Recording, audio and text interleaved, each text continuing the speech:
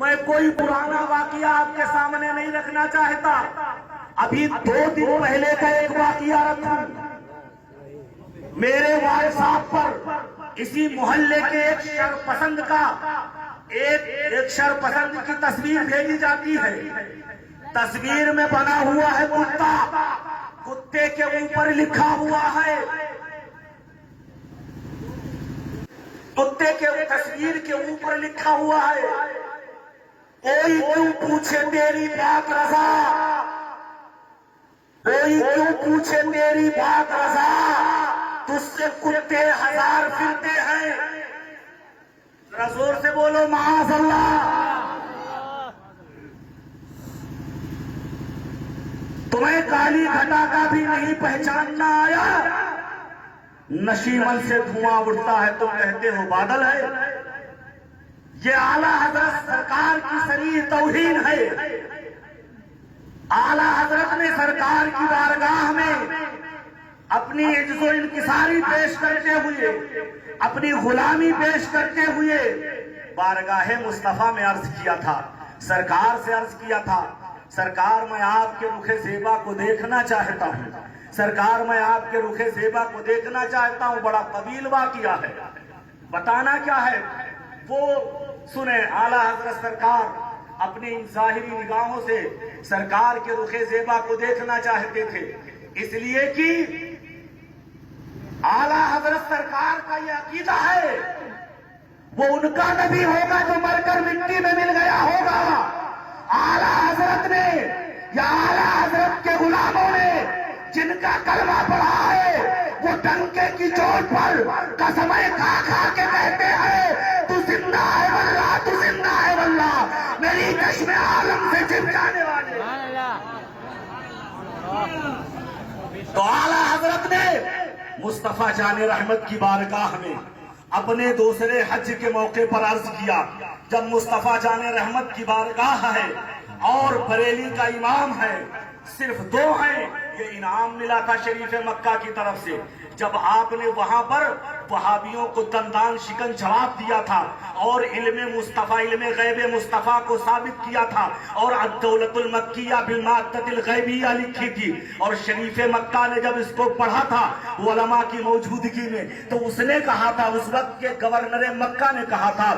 واللہ یوتی وہؤلاء یمنعون، قسم خدا کی اللہ اپنے محبوب کو علم غیب عطا کرتا ہے، یہ وہابیہ منع کرتے ہیں، اور کہا تھا اے امام احمد رضا مانگو کیا مانگتے ہو، تو اعلیٰ حضرت نے ایرانی ریال نہیں مانگا تھا، اعلیٰ حضرت نے دولت نہیں مانگی تھی، وہ تم ہوگے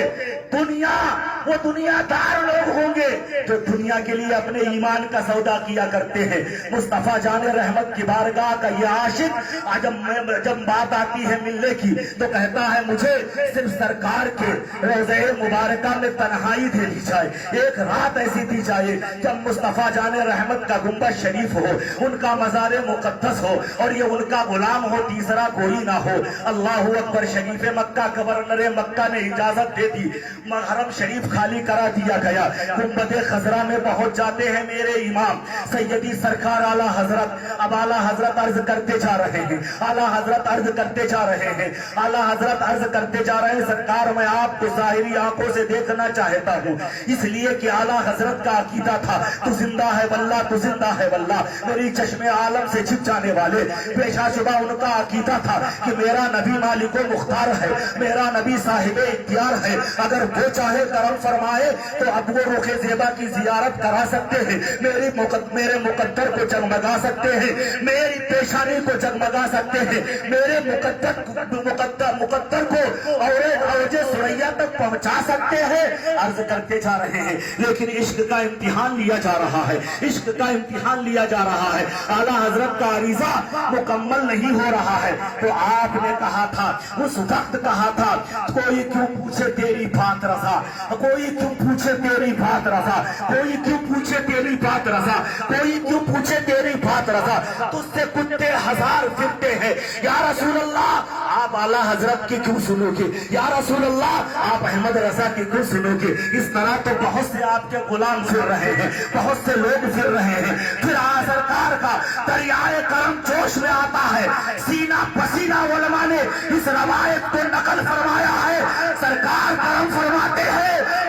شیبہ کی زیارت نصیب ہوتی ہے اعلیٰ حضرت سرکار کو، تو اعلیٰ حضرت سرکار نے کس موقع پر کہا تھا، کس وقت کہا تھا، کیسے فرمایا تھا؟ آج کا بدبخت کیا کہہ رہا ہے، بدبخت کس انداز میں اس کو پیش کر رہا ہے؟ میرے ایمان کی توہین کر رہا ہے، اعلیٰ حضرت سرکار کی توہین کر رہا ہے، کتے کی تصویر لگا کر کے، کتے کی تصویر لگا کر کے اس پر یہ شعر لکھ رہا ہے۔ پتہ چلا یہ اعلیٰ حضرت سرکار کی توہین ہے۔ سن لو، ہم عاشق مصطفیٰ ہیں، اعلیٰ حضرت ان کے عاشق ہیں، ہم اعلیٰ حضرت کے غلام ہیں۔ سب کچھ تو برداشت کر سکتے ہیں، لیکن رضا کی اس طرح کی گستاخی ہرگز برداشت نہیں کریں گے۔ سبحان اللہ۔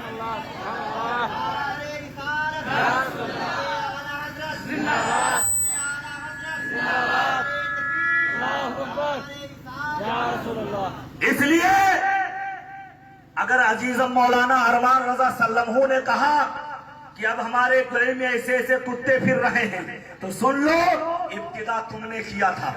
ابتدا تم نے کیا ہے۔ اب الزام ہمارے اوپر نہ دینا، اس لیے جو جواب دیتا ہے وہ ملزم نہیں ہوتا ہے، وہ مجرم نہیں ہوتا ہے، بلکہ تعدی کرنے والا، ظلم کرنے والا، گستاخی کرنے والا وہ مجرم ہے۔ مجھے اچھی طرح یاد ہے کہ اس طرح کی تقریروں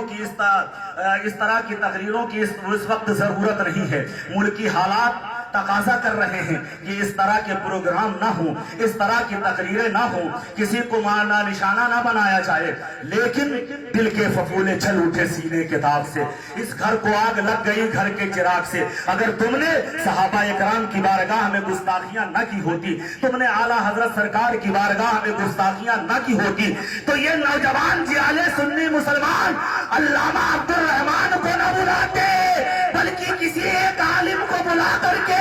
ذکر امام حسین کر لیتے، لیکن تم نے چھیڑا ہے تو ہم سنی اعلیٰ حضرت کے غلام ہیں، جو چھیڑتا ہے اس کو چھوڑتے نہیں۔ سبحان اللہ، سبحان اللہ۔ اللہ اکبر، یا رسول اللہ، شہید اعظم زندہ باد، صحابہ اکرام زندہ باد، حضرت علامہ مفتی عالم رضا ظہری صاحب زندہ باد۔ اللہ اکبر،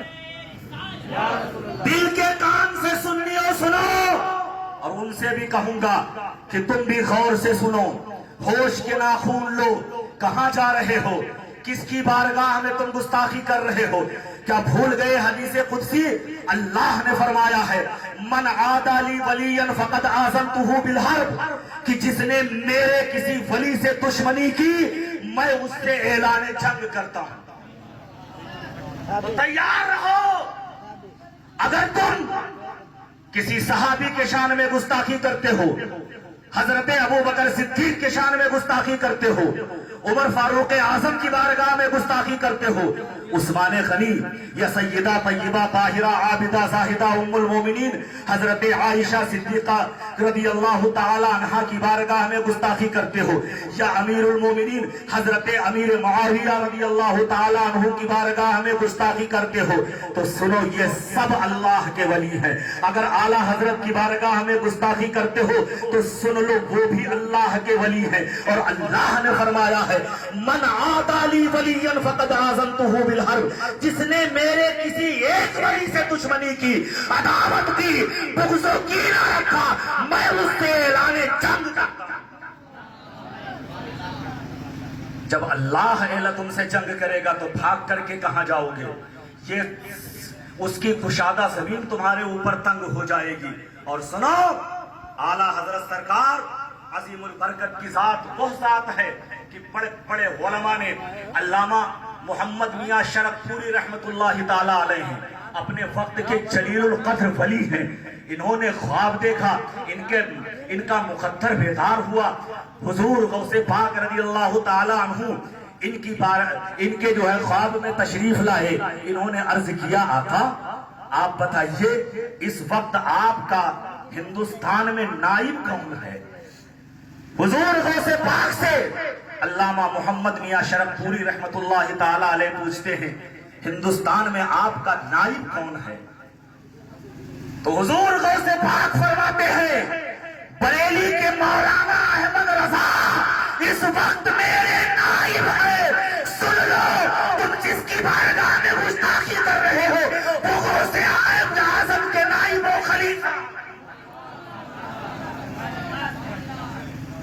اس لیے میں اپنے عوام اہل سنت سے گزارش کروں گا کہ سنو، سارے علماء کی باتیں بھی نہ سنا کیا کرو، سارے علماء کی باتوں پر کان نہ بھرا کرو، سارے علماء کی کتابوں کو بھی نہ پڑھا کرو یا کتابوں کو نہ مانا کرو، اس لیے کہ یہ علماء کرام ہیں، آپ ان سے پوچھ لو تو یہ بتائیں گے تمہیں ان شر الشر شرار العلماء ان خیر الخیر خیار العلماء، یہ تمہیں بتائیں گے۔ سارے عالم علم دین مصطفیٰ کے ناشر و مبلغ نہیں ہوتے، ساری کتابیں علم دین مصطفیٰ کی ناشر و مبلغ نہیں ہوتی ہیں، ساری درسگاہیں سارے مدرسے علم دین مصطفیٰ کے ناشر و مبلغ نہیں ہیں۔ آپ کہو کہ وہ کیسے؟ تو ان علماء سے پوچھو، یہ کہیں گے سنو، اللہ کے نبی نے فرمایا ہے، متعدد حدیثوں میں یہ موجود ہے، متعدد کتب حدیث میں یہ حدیث موجود ہے۔ آقا نے فرمایا سنو، ان شر الشر شرار العلماء، کہ دنیا میں سب سے بری جماعت، سب سے گھناؤنی جماعت، سب سے گھٹیا جماعت علماء کی جماعت ہے۔ اور آقا نے دوسرے جملے میں فرمایا کہ سب سے بڑھیا جماعت، سب سے اچھی جماعت، سب سے عمدہ جماعت بھی علماء کی جماعت ہے۔ سبحان اللہ۔ یہی سے پتا چلا ایک علماء شر ہے اور ایک علماء خیر ہے۔ اب علماء جو شر ہوں گے وہ ولیوں کی بارگاہ میں گستاخی کریں گے، اور جو علماء خیر ہے وہ سب کو اپنے آنکھوں کا تارا سمجھیں گے۔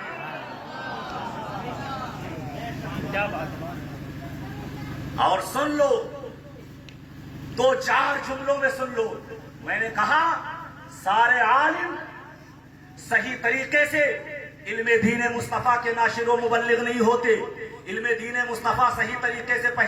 پہنچانے والے نہیں ہوتے۔ آپ کہو کہ وہ کیسے؟ تو سن لو، چند جملوں میں سن لو۔ آپ کو ایسے بھی عالم ملیں گے جو نبی کے علم غیب کو پاگل مجنو کتے سے تشبیہ دیتے نظر آئیں گے، اور اپنی کتابوں میں لکھتے ہوئے ملیں گے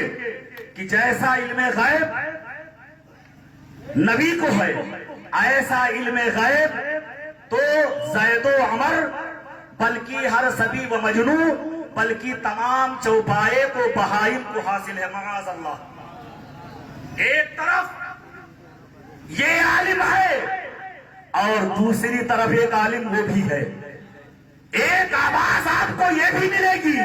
اور ایک آواز یہ بھی ملے گی، اور کوئی غیب کیا تم سے نہیں ہو بھلا جب نہ خدائی جماعت تم پہ کرو۔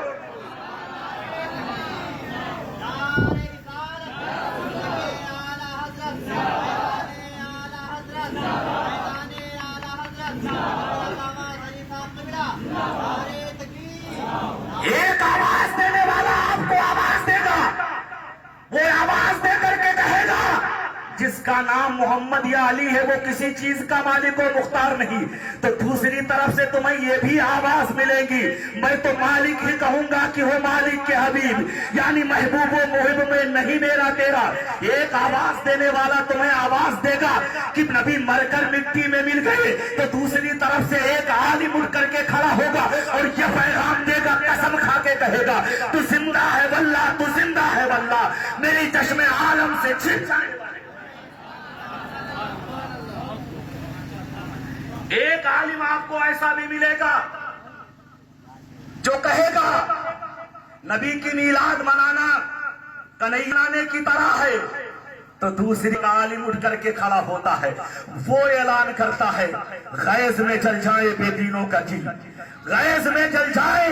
بے دینوں کی دل، یا رسول اللہ کی کثرت کیجئے کیجئے چرچا انہیں کا صبح و شام، ذکر آیات ولادت کیجئے۔ ایک عالم یہ بھی ملے گا، ایسا بھی عالم آپ کو نظر آئے گا جو اپنی کتابوں میں لکھتا ہے اور بولتا ہوا نظر آئے گا، اس کی آواز آپ کے کانوں تک پڑے گی، وہ اپنے کتاب میں بھی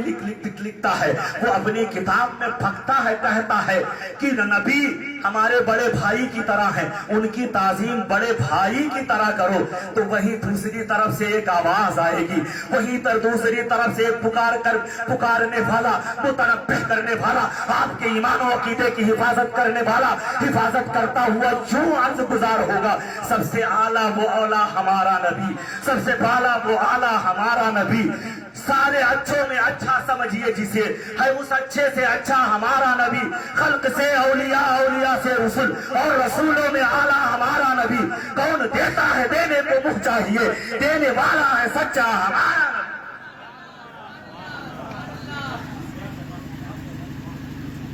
کہتا ہے نبی کی تعظیم ایسے کرو جیسے بڑے بھائی کی طرح کی جاتی ہے، بلکہ اس میں بھی کچھ کمی کرو، تو وہی دوسری طرف سے ایک وہ عالم حق کھڑا ہوتا ہے، عالم خیر کھڑا ہوتا ہے، وہ یوں عرض کرتا ہے، سنو ایمان کی حفاظت چاہتے ہو تو یوں کہو، یوں بارگاہ رسالت میں عرض کرو، اللہ کی سرتابہ قدم شان ہے یہ، انسان نہیں انسان، وہ انسان ہے یہ، قرآن تو ایمان بتاتا ہے انہیں، ایمان یہ کہتا ہے میری جان ہے یہ۔ پتا چلا علماء شر کی بولی یہ ہے، علماء خیر کی بولی یہ ہے، تو ساری بولیوں پر دھیان نہیں دیا رکھا جائے گا، بلکہ دیکھا جائے گا کہ جو علماء حق ہیں، علماء خیر ہیں، ان کی بولی پر لبیک کہا جائے گا، ان کی بولی کو ایکسپٹ کیا جائے گا، ان کی بولی پر لبیک کہا جائے گا۔ اب سن لو، علماء حق 1300 سال سے، بلکہ تقریباً 1350 سال سے ہر جمعہ میں آج کا 2 کتابیں پڑھنے والا مولوی، اور میں نے جناب حضور پرنسپل صاحب قبلہ کی سرپرستی چاہتے ہوئے ان کی سرپرستی میں نے بہت پہلے تمہیں بلایا تھا ان بزرگوں کی بارگاہ میں، اور بلانے کے بعد علماء حق کی کتابوں سے میں نے تمہیں مجبور کیا تھا، اور تم نے توبہ کیا تھا ان علماء کی موجودگی میں، لیکن جب ریال اس طرح تمہارے دلوں میں بیٹھ چکا ہے، یا میں یوں کہوں شیطان تمہارے دل میں اس طرح گھر کر چکا ہے کہ تم اپنی توبہ پر قائم نہ رہے، گویا کہ تم شیطان ہو چکے۔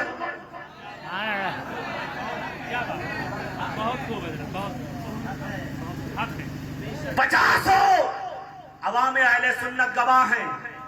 ان کی موجودگی میں، ان علماء کی موجودگی میں توبہ کیا تھا، کہاں گئی وہ توبہ؟ پھر افضلیت کا معاملہ چھیڑتے ہو، پھر حضرت امیر معاویہ کی شان میں توہین کرتے ہو۔ میں علامہ عباد الرحمان صاحب کی سرپرستی چاہتے ہوئے، علامہ حسیب صاحب قبلہ، علامہ سید رضوان صاحب قبلہ، اور اپنے بڑے بزرگوں علامہ ذاکر علی صاحب قبلہ کی سرپرستی چاہتے ہوئے میں چیلنج کرتا ہوں، کل بھی تمہارے سے بات کرنے کے لیے رات کے اندھیرے میں یا دل کے اجالے میں جس وقت چاہو عظمت صحابہ پر گفتگو کر لو، یہ فقیر 2 منٹ میں اگر تمہیں زیر نہ کر دے تب کرنا۔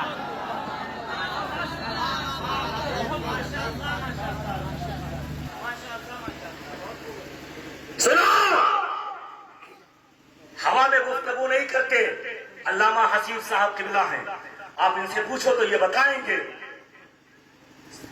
1000 سال سے زیادہ عرصہ کا ہو چکا ہے، پوری دنیا کے علماء حق جب منبر رسول پہ کھڑے ہوتے ہیں، جمعہ کا خطبہ دیتے ہیں، تو جمعہ کے خطبے میں اپنے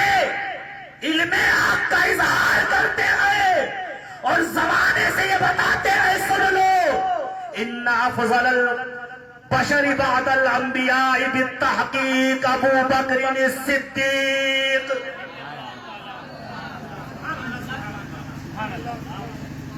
پتا چلا یہ ہمارا 2 دن کا عقیدہ نہیں ہے، بلکہ جو ہم بول رہے ہیں نا،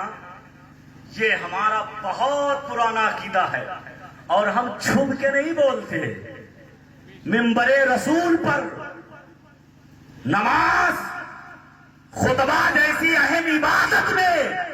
افضلیت ابو بکر صدیق کا اعلان کرتے ہیں.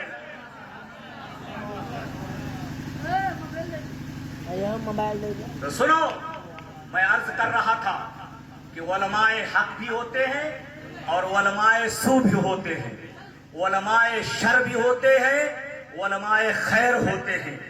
علماء حق کی بولی کیا ہے؟ ان افضل البشر بعد الانبیاء بالتحقیق ابو بکر صدیق. اور علماء حق کی بولی کیا ہے؟ الصحابۃ کلہم عدول. اور علماء سو کی بولی کیا ہے؟ وہ حضرت ابو بکر صدیق رضی اللہ تعالی عنہ پر طعن کرتا ہے، حضرت عمر فاروق اعظم کو غاصب کہتا ہے معاذ اللہ رب العالمین، حضرت سیدہ طیبہ طاہرہ عابدہ زاہدہ ام المومنین عائشہ صدیقہ پر تبانے زبانے تان دراز کرتا ہے. لیکن سنو اے پیارو،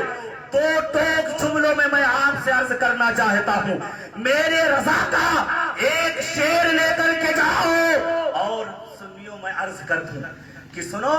یہ ہم اہل سنت و جماعت ہیں اور ہمارے حقانیت کی سب سے بڑی پہچان یہی ہے کہ جب بات آتی ہے صحابہ کی تو ہم نبی کی نسبت سے ان کے قدموں اور ذرات کا بوسہ لیتے ہیں، اور جب بات آتی ہے آل مصطفیٰ کی تو مصطفیٰ جان رحمت کی نسبتوں کی بنیاد پر ان کے ذرات کو اپنے آپ کا سرما بناتے ہیں. تو ہمارے ہاتھ میں تو دونوں کا دامن ہے، فکر تو ان کو کرنا چاہیے جن کا دامن کسی ایک سے خالی ہے. اور میرے سرکار نے، مصطفیٰ جان رحمت نے، شمع بزم ہدایت نے، کعبے کے بدر الدجا نے، طیبہ کے شمس الضحیٰ نے، شب اسرا کے دولہا نے، مکین گنبد خضرا نے ہمیں بتا دیا تھا کہ سنو، اصحابک النجوم فبأیہم اقتدیتم اہتدیتم، میرے صحابہ ستارے ہیں، ان کو پکڑ کے رکھنا. اور آپ نے فرمایا، سرکار نے فرمایا، مصطفیٰ جان رحمت نے فرمایا کہ سنو، ان مثل اہل بیتی کمثل نوح کسفینۃ نوح، کہ میرے عطرت کی مثال، میرے گھر والوں کی مثال، میرے اہل بیت کی مثال نوح کی کشتی کی طرح ہے. من رکبہا نجا ومن تخلف عنہا ہلک، کہ کشتی نوح کی طرح ہے اہل بیت کی مثال، جو اس پر سوار ہوا وہ نجات کو پہنچ گیا. صحابہ اکرام ستارے ہیں، اہل بیت اطہار سفینہ نوح ہے. سنو، اہل سنت و جماعت وہ ہے جو ستاروں سے اپنے آپ کو منور کیے ہوئے ہیں اور سفینہ نوح میں سوار ہے. کبھی تو میرا رضا علماء حق کی زبان میں ایک زبان کہتا ہے، علماء حق کی نشر، علماء حق زبان بن کر کے اہل سنت و جماعت کا ترجمان بن کر کے ایک پیغام دیتا ہے، اے سنیو اسی مسلک پر قائم رہنا، اسی مذہب مہذب پر قائم رہنا، اور جب اس پر قائم رہو گے تو میری طرف سے بشارت سن لو، اہل سنت کا ہے بیڑا پار، اصحاب حضور نجم ہے اور ناؤ ہے عطرت رسول اللہ کی.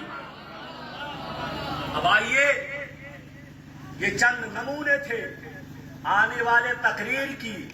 یہ جھلکیاں ہیں. اب آؤ اس کی تفصیل ملاحظہ کرو. ہم اپنے آنے والے خطیب مفکر